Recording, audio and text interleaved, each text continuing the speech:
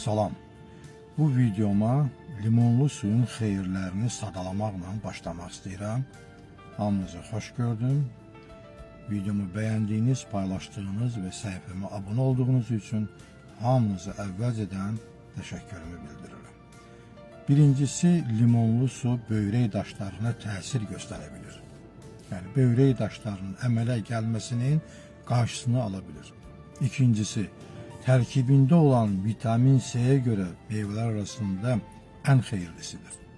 Üçüncüsü, limonlu su antihistamin təsiri göstərə bilir. Antihistamin, yəni allergik əleyhinə təsiri vardır.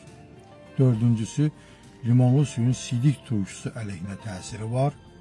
Və nəhayət, limonlu su bədəndə dəmirin mənimsənilməsinə köməklik göstərir. Bu mənimsənilməni yaxşılaşdırır. İndi isə limonlu su içərkən buraxılan səhvləri sadalayıram.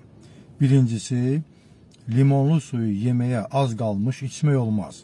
Yəni, heç olmasa yeməkdən 1 saat əvvəl limonlu suyu içilməlidir. İkinci buraxılan səhv, limonlu suyu durulaşdırmadan içmək. Limonlu suyu içərkən onu su ilə durulaşdırmaq lazımdır. Əks halda elə birinci növbədə dişlərə mənfi təsir göstərə bilər. Üçüncüsü, limonlu suyu qastritli, yarası, xorası olan insanlar içməməlidir.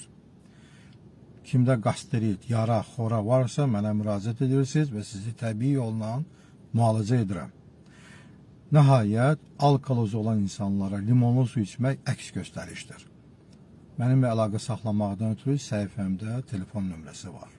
Hamınıza can sağlığı arzulayıram. Özünüzdən müğayət olun.